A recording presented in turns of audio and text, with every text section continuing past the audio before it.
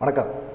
எடப்பாடி பழனிசாமி வந்து பார்த்திங்கன்னா டெல்லி போனார். டெல்லி போய் அமித்ஷாவை சந்திச்சார். அமித்ஷா வர சொல்லியிருந்தார், அதனால தான் போனார். ஆனால் குறிப்பாக பார்த்திங்கன்னா தொகுதி பங்கீடு சம்மந்தமாக பேச்சுவார்த்தை நடத்த போகிறாங்க அப்படிங்கிற மாதிரி ஒரு எண்ணம் எல்லாத்துக்குமே இருந்தது. ஆனால் அமித்ஷா பேசினது முழுக்க பார்த்திங்கன்னா சசிகலாவை பற்றி தான் பேசியிருக்கிறாங்க. கண்டிப்பாக வந்து சசிகலா வந்து தென் மாவட்டங்களில் மிகப்பெரிய ஒரு பாதிப்பை கொடுப்பாங்க. ஓபிஎஸ் திமுகவில் போய் சேர்ந்துட்டார். டிடிவி தினகரன் நீங்கள் கூட்டணிகளை கொண்டு வந்துட்டீங்க. ஆனால் இவ்வளோ தூரம் டிடிவி தினகரன் வந்தாலுமே அதுக்கு மூல காரணம் யார் அப்படின்னு பார்த்திங்கன்னா சசிகலா தான் டிடிவி தினகரனை வளர்த்து விட்டது. ஆனால் இந்த மாதிரி சூழ்நிலையில் டிடிவி தினகரனை வச்சுக்கிட்டு நம்ம வந்து பெருசாக ஜெயிக்க முடியாது. ஆனால் பார்த்திங்கன்னா சசிகலா வந்து கண்டிப்பாக அவங்க புதுசாக அரசியல் கட்சி ஆரம்பிக்கிறாங்க அப்படின்னா கண்டிப்பாக அவங்க ஒரு தாக்கத்தை ஏற்படுத்த முடியும். அதிமுக ஓட்டுகளை அவங்களால பிரிக்க முடியும். இது திமுகவுக்கு சாதகமாக போகும் அப்படின்னு சொல்லிட்டு அமித்ஷாட்ட வந்து பேசியிருக்கிறார். ஆனால் எடப்பாடி பழனிசாமிக்கு என்ன பிரச்சனை அப்படின்னா கண்டிப்பாக அவங்க இன்னமும் கிளைம் பண்ணிக்கிட்டு இருக்கிறதே பொதுச்செயலாளர் பதவி தான். அந்த பொதுச்செயலாளர் பதவியை அவர் விட்டு தர மாட்டார் எடப்பாடி பழனிசாமியும். ஆனால் அவங்களும் பொதுச்செயலாளர் பதவி தான் எனக்கு வேணும் அப்படின்னு சொல்லி நினைக்கிறாங்க. இதுதான் அமித்ஷாவுக்கும் எடப்பாடி பழனிசாமிக்கு நடந்த கான்வர்சேஷன் அப்படின்னு சொல்கிறாங்க. காரணம் என்னென்னா பொதுச்செயலாளர் பதவியை வந்து எடப்பாடி பழனிசாமி தேர்வு பண்ணப்பட்டார். ஆனால் அதே பொதுக்குழுவால் ஏற்கனவே பொதுச்செயலாளராக வந்து சசிகலா தேர்வு பண்ணப்பட்டிருக்காங்க. ஆனால் இப்போது பொதுச்செயலாளர் பதவியை சசிகலா கையில் விட்டு கொடுக்க முடியாது. அதுக்காக அவங்கள வந்து கூட்டணிகளையும் கொண்டு வர முடியாது, கட்சிகளையும் கொண்டு வர முடியாதுன்னு சொல்லவும் முடியாது.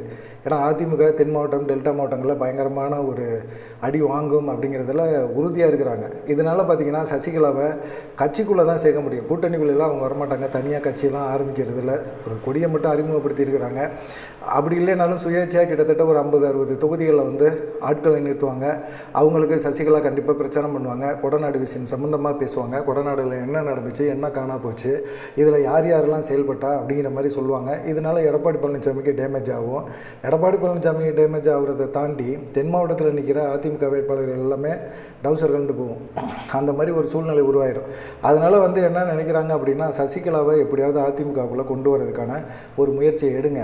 ஓபிஎஸ் வந்து கண்டிப்பாக அவர் திமுக சைடு போனனால ஓபிஎஸ்னால ஒரு குறிப்பிட்ட சதவீத வாக்குகள் வந்து திமுகவுக்கு முக்குளத்தூர் வாக்குகள் போகும் தென் மாவட்டங்களை பொறுத்த வரைக்கும். அப்படி டிடிவி தினகரனால் பெருசாக கொண்டு வர முடியுமா அப்படின்னா சசிகலா தனி கட்சி ஆரம்பித்தாங்கன்னா டிடிவி தினகரன் கட்சியே அடி வாங்கும் அப்படிங்கிற மாதிரி ஒரு எண்ணத்தில் அமித்ஷா பேசியிருக்கார்.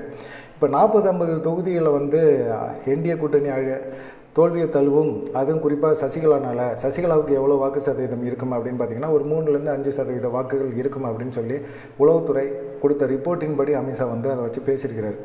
அப்படி பேசினார் அப்படின்னா இது அத்தனையும் திமுகவுக்கு சாதகமாக போகுது அப்படின்னா கண்டிப்பாக நமக்கு மிகப்பெரிய ஒரு நெருக்கடியை தரும். ஆனால் சசிகலாவை கட்சிக்குள்ளே சேர்த்துக்கலாம் அப்படிங்கிற ஒரு எண்ணத்தில் தான் அமித்ஷா பேசியிருக்காரு. சரி, ஏற்கனவே வந்து பாஜக கொடுத்த வாக்குறுதி தான் இதெல்லாம். தேர்தல் சமயத்தில் பாஜக என்னையும் ஏமாத்திடுச்சு, கட்சிக்குள்ளே சேர்த்துக்கிறேன்னு சொல்லிட்டு நான் சிறையிலேருந்து வெளியே வந்ததுலேருந்து என்னை காம்ப்ரமைஸ் பண்ணாங்க. 2026 தேர்தல் வரைக்கும் நான் 9 வருஷமாக பொறுத்து பார்த்துட்டேன், ஆனால் முடியல. பாஜகவும் என்னை நம்ப வச்சு கழுத்தறுத்துச்சு அப்படின்னு சொல்ல போகிறாங்க தேர்தல் பிரச்சாரத்தில். ஏற்கனவே செங்கோட்டையன் அதான் சொன்னார், இப்போ ஓபிஎஸும் அதான் சொன்னார். இந்த நிலைப்பாட்டுக்கெல்லாம் வந்து யார் காரணம் அப்படின்னா பாஜக, எடப்பாடி பழனிசாமி, இந்த 2 பேரும் தான் அப்படின்னு சொல்லி பிரச்சாரம் பண்ணாங்க அப்படின்னா இது என்டிஏ கூட்டணிக்கு மிகப்பெரிய ஒரு தர்ம சங்கடத்தை ஏற்படுத்தும் அப்படின்னு சொல்கிறாங்க. சரி, சசிகலாவுக்கு பொதுச்செயலாளர் பதவி கொடுக்க வேணாம், வேறு என்னதாவது பதவி கொடுக்கலாம் அப்படிங்கிற ஒரு எண்ணத்துக்கு வந்துட்டாங்க. என்ன பதவி? கௌரவ பொதுச்செயலாளர்னு கொடுக்கலாம், இல்லை அம்மா வழிகாட்டுதல் குழு தலைவர் அப்படின்னு சொல்லி கொடுக்கலாம். 2 பதவியில் ஏதாவது ஒரு பதவியாக கொடுக்கலாம். கௌரவ பொதுச்செயலாளருக்கு மேலே அப்படின்லாம் கிடையாது. கௌரவ பொதுச்செயலாளர் அவ்வளோதான். நீங்கள் வந்து சும்மா தான் உட்காந்துருக்கணும். கட்சிக்குள்ளே வந்து நீங்கள் வந்து வேட்பாளர் தேர்வு, அப்புறமா கட்சிக்குள்ளே இருந்து என்ன நிதியெல்லாம் இது பண்ணுறீங்க, யார்கிட்ட என்ன பேசுகிறீங்க, இதெல்லாம் வந்து ஒரு இதை கொண்டு வரக்கூடாது. நிர்வாக கட்டுப்பாடு எல்லாமே எடப்பாடி பழனிசாமி கட்டுப்பாட்டில் தான் இருக்கும். சும்மா நீங்கள் பேருக்கு கௌரவ பொதுச்செயலாளர் அப்படின்னு சொல்லி நீங்கள் இருக்கலாம் அப்படிங்கிற மாதிரி எடப்பாடி பழனிசாமி ஒத்துட்டு வந்திருக்காரு. ஆனால் இது சம்மந்தமாக செய்தியாளர்கள் கேட்கும்போது இல்லைங்க அப்படிலாம் கிடையாது, சசிகலாலாம் கூட்டணிக்குள்ளே வரல, கூட்டணி கட்சிக்குள்ளே நாங்கள் கூட்டிகிட்டு வரல அப்படிங்கிற மாதிரி தான் மலுப்பெல்லாம் பதில் சொல்லிவிட்டு அது சம்மந்தமாக பார்க்கலாம் அப்படிங்கிற மாதிரி சொல்லியிருக்காங்க. இப்போ சசிகலாவை வந்து ஒரு கட்சிக்குள்ளே கொண்டு வந்து ஒரு கௌரவ பொதுச்செயலாளர் அப்படிங்கிற ஒரு பதவியை கொடுத்தா தென் மாவட்டத்தில் இருக்கிற மக்கள் வந்து சரி பரவாயில்ல, எடப்பாடி பழனிசாமி முக்குளத்தூர் சமுதாயத்துக்கும் ஒரு முக்கியத்துவம் கொடுத்துருக்கிறாரு அப்படிங்கிற மாதிரி சொல்லுவாங்க. ஆனால் எடப்பாடி பழனிசாமியை பற்றி எல்லாத்துக்கும் தெரியாது, பெருசாக தெரியும்.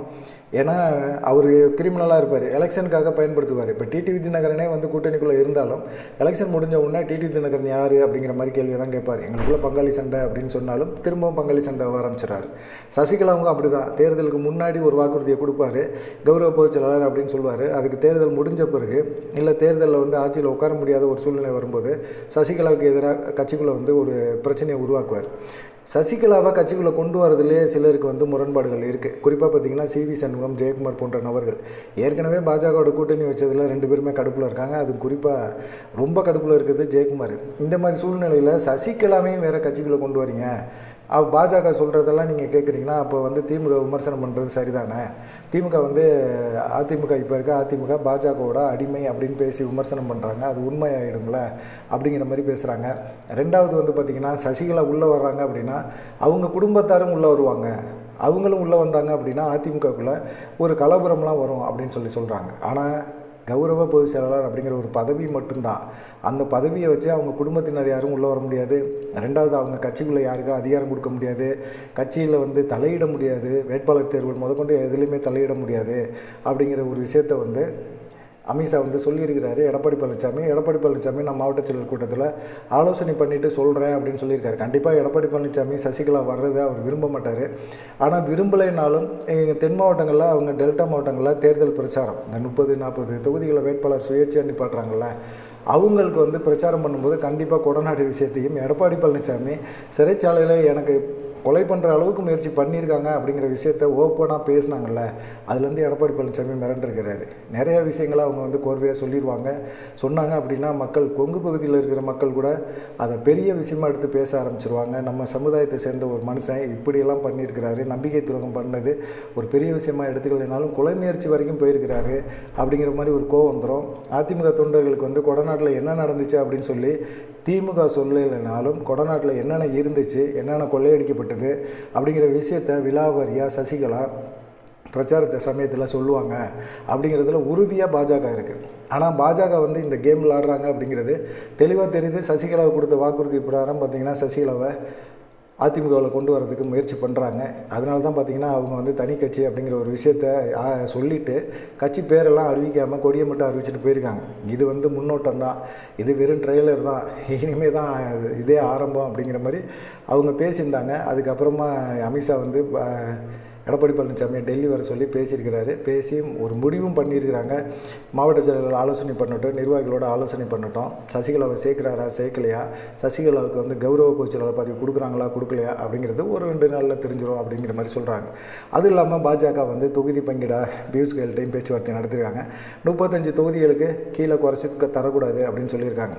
அவங்க பாஜக பொறுத்த வரைக்கும் என்னன்னு கேட்டிங்கன்னா 35 தொகுதியை வாங்குறதுக்கு தான் சசிகலா மேட்டரே வந்து அமித்ஷா வந்து எடப்பாடி பழனிசாமிகிட்ட ஆரம்பிச்சிருக்கிறார். சசிகலா வந்து இவர் சேர்க்க மாட்டார், ஆனால் ஒரு விஷயத்தில் வந்து தெளிவாக இருப்பார். 35 தொகுதி கொடுக்கணும் அப்படிங்கிறதுல அமித்ஷா தெளிவாக இருக்கிறார் அப்படின்னா கண்டிப்பாக வந்து அமித்ஷா கொடுத்து தான் ஆகணும் அப்படிங்கிற, எடப்பாடி பழனிசாமி கொடுத்து தான் ஆகணும் அப்படிங்கிற ஒரு நிலையில் இருப்பாங்க. ஆனால் இவங்களுடைய கருத்துக்கள் எல்லாமே பார்த்திங்கன்னா திமுக வீழ்த்தணும் அப்படிங்கிறதுக்கு எடப்பாடி பழனிசாமி இறங்கி வந்தால் தான் முக்கியம். சசிகலா இப்போ ஓபிஎஸ்ஸை திரும்பவும் கொண்டு வர முடியாது அதிமுகவில், செங்கோட்டையனை திரும்பவும் அதிமுகவில் கொண்டு வர முடியாது, அதே போல் வைத்திலிங்கம், மனோஜ் பாண்டியன் இவங்களெல்லாம் கொண்டு வர முடியாது. ஆனால் சசிகலாவை கொண்டு வரலாம். சசிகலாவை கொண்டு வந்தால் தென் மாவட்டத்திலையும் சரி, அந்த முக்குளத்து சமுதாய மக்கள் மத்தியிலையும் சரி ஒரு பிணக்கு, எடப்பாடி பழனிசாமி மேலே இருக்கிற ஒரு அவமரியாதை, அதிருப்தி, இதை வந்து போக்க முடியும் அப்படின்னு சொல்லி அமித்ஷா சொல்லியிருக்காரு. எடப்பாடி பழனிசாமி என்ன முடிவு எடுக்க போகிறாரு அப்படிங்கிறத பொறுத்திருந்து பார்ப்போம். நன்றி, வணக்கம். தொடர்ந்து நம்ம சேனலுக்கு ஒரு சப்போர்ட் பண்ணுங்கள்.